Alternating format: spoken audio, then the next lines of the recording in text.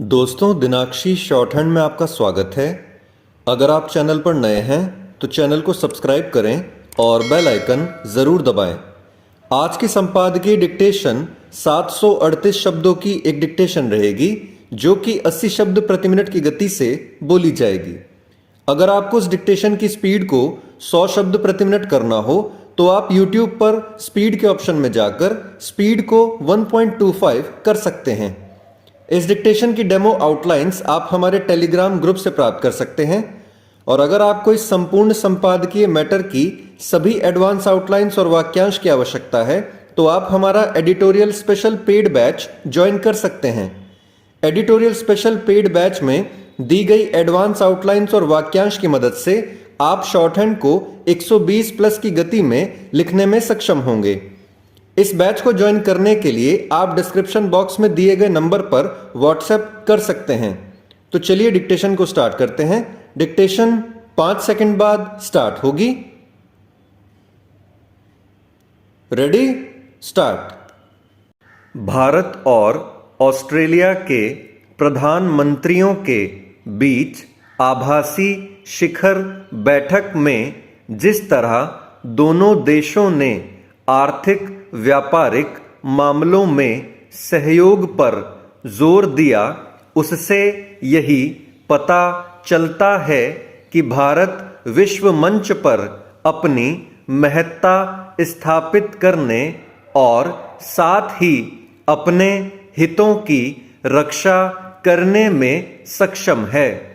उल्लेखनीय केवल यह नहीं कि भारत ऑस्ट्रेलिया सरीखे उन देशों के साथ अपने संबंध सुदृढ़ करने में सफल है जिनका यूक्रेन मामले में अलग रुख है, बल्कि यह भी है कि भारतीय नेतृत्व ऐसे देशों को अपने दृष्टिकोण से परिचित कराने में भी सक्षम है। जैसे ऑस्ट्रेलिया उन देशों में शामिल है जो रूस पर प्रतिबंध लगा रहा है, वैसे ही जापान भी। पिछले दिनों नई दिल्ली आए जापान के प्रधानमंत्री भी ऑस्ट्रेलियाई प्रधानमंत्री की तरह यूक्रेन मामले में भारत के नजरिए से सहमति व्यक्त करते दिखे।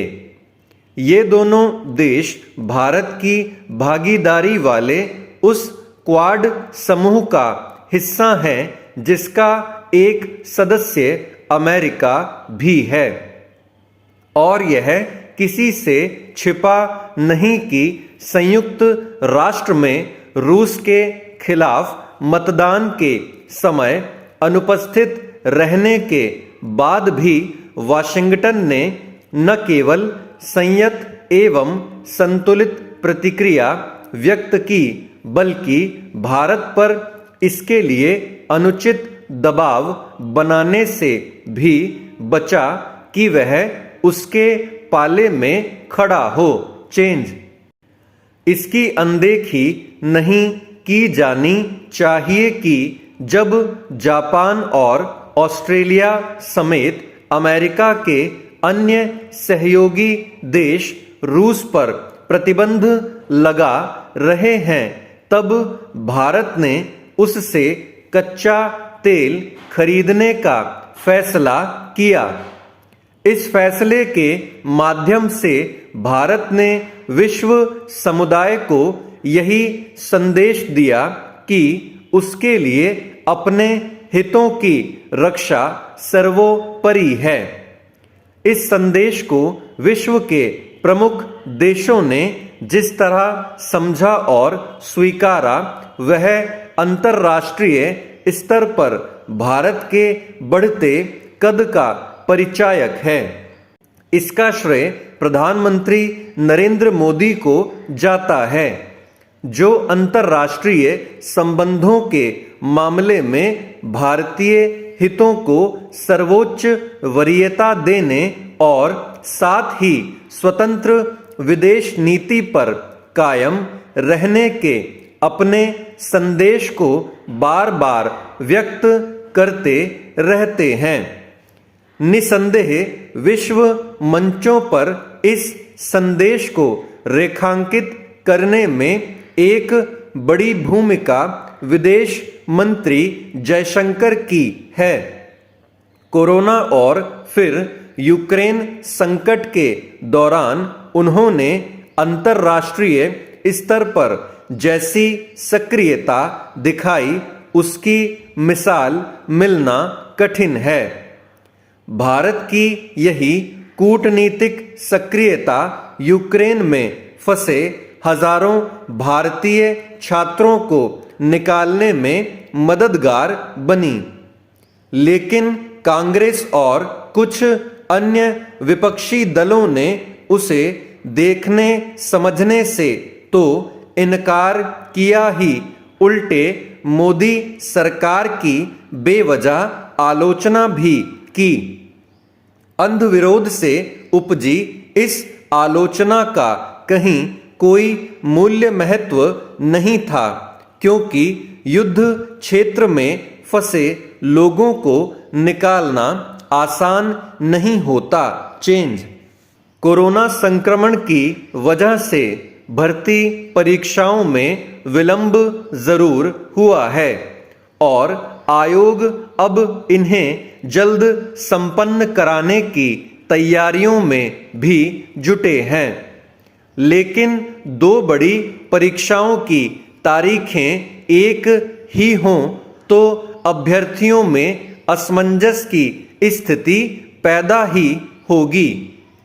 उत्तर प्रदेश लोक सेवा आयोग की पीसीएस मुख्य परीक्षा 2021 इसी माह 23 से 27 मार्च तक होनी है, तो उत्तर प्रदेश उच्चतर न्यायिक सेवा संवर्ग 2020 की मुख्य परीक्षा 25, 26 व 27 मार्च को प्रस्तावित है।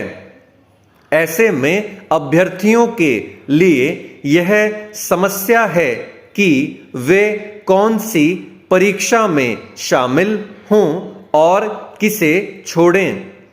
दोनों ही महत्वपूर्ण परीक्षाएं हैं और अधिकांश विधि स्नातक छात्र दोनों ही परीक्षाओं की तैयारी करते हैं। उत्तर प्रदेश बार काउंसिल के एक सदस्य ने हाई कोर्ट के मुख्य न्यायाधीश के समक्ष यह मुद्दा उठाया है और परीक्षाएं अलग अलग तारीखों पर होनी भी चाहिए, ताकि अभ्यर्थियों के लिए दोनों परीक्षाओं के लिए अवसर बना रहे। वैसे उत्तर प्रदेश लोक सेवा आयोग भी इस दिशा में पहल कर समस्या का समाधान कर सकता है। चेंज परीक्षाओं के आयोजन से जुड़ी संस्थाएं यदि परस्पर समन्वय बनाकर तारीखें घोषित करें तो अभ्यर्थियों के समक्ष असमंजस की स्थिति नहीं रहेगी। कम से कम बड़ी परीक्षाओं में तो ऐसा अवश्य ही होना चाहिए। परीक्षाओं की तारीखें परस्पर न टकराएं, इसलिए उत्तर प्रदेश लोक सेवा आयोग अपना साल भर का कैलेंडर पहले ही जारी कर देता है। लेकिन इस बार महामारी के चलते पूरा कार्यक्रम गड़बड़ा गया। फिर भी यदि परीक्षा आयोजित करने वाली संस्थाएं एक ही शहर की हों तो समन्वय बनाने में मुश्किल नहीं होनी चाहिए। प्रतियोगी कोई भी परीक्षा पास करने के लिए बहुत परिश्रम और लंबे समय तक तैयारी करते हैं। उन्हें इसके लिए अवसर भी सीमित मिलते हैं, इसलिए उनके सभी विकल्प खुले रहें तो स्वस्थ प्रतिस्पर्धा भी होगी। लोक सेवा आयोग की मुख्य परीक्षा में 7,500 से अधिक अभ्यर्थी शामिल हैं जो प्रारंभिक परीक्षा उत्तीर्ण कर मुख्य परीक्षा के पड़ाव तक पहुंचे हैं, उनके लिए यह अत्यंत महत्वपूर्ण है। स्टॉप। दोस्तों, डिक्टेशन अच्छा लगा हो तो वीडियो को लाइक और शेयर करें और चैनल को सब्सक्राइब करके बेल आइकन जरूर दबाएं। इस डिक्टेशन की आउटलाइंस आप हमारे टेलीग्राम ग्रुप से प्राप्त कर सकते हैं। तो चलिए अब आपसे अगली वीडियो में मुलाकात होगी। तब तक के लिए धन्यवाद।